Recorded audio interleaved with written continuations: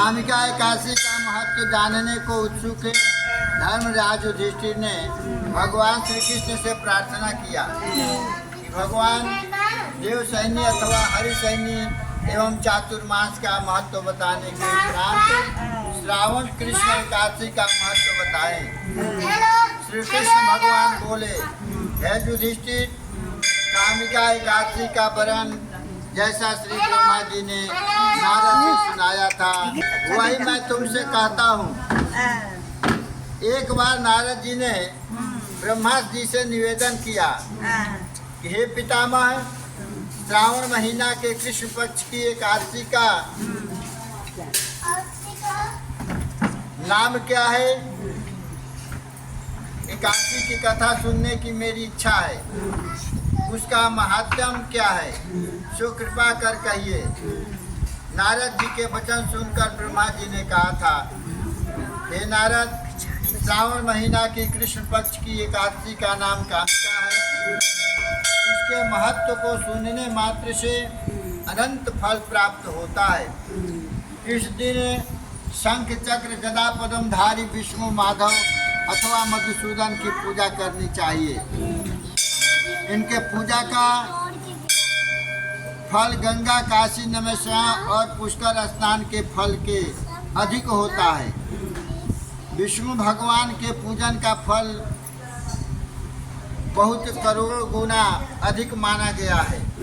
ग्रहण के अवसर पर कुरुक्षेत्र और काशी में स्नान, सिंह राशि में बृहस्पति में गोदावरी और गंडकी नदी में स्नान, पृथ्वी दान आदि का जो पुण्य है वही पुण्य विष्णु भगवान के आज के दिन पूजन करने से मिलता है।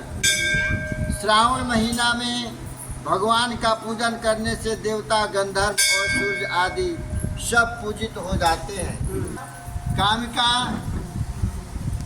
के लिए श्रेष्ठ साधन को खोजने लगे। अचानक एक आश्रम में उन्हें व्रत और विष्णु भगवान का पूजन श्रावण मास में अवश्य करना चाहिए।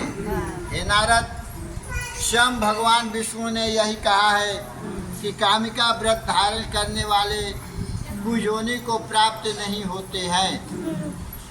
जो व्रती इस एकादशी का व्रत करते हुए भक्ति पूर्वक तुलसी दल विष्णु भगवान को अर्पण करते हैं वे पापों से दूर रहते हैं। श्री विष्णु भगवान रत्न, मोती, मणि तथा आभूषण आदि से इतने प्रसन्न नहीं होते जितने तुलसी दल से प्रसन्न होते हैं। एक टीका लगाया, उन्होंने टीका है लगा।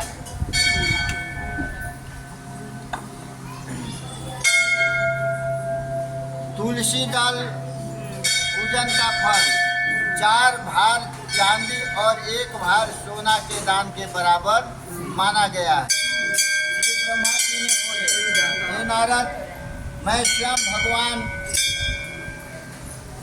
की अति प्रिय तुलसी को सदैव नमस्कार करता हूँ। तुलसी के वृक्ष को सींचने से मनुष्य की सब यातनाएं नष्ट होती है।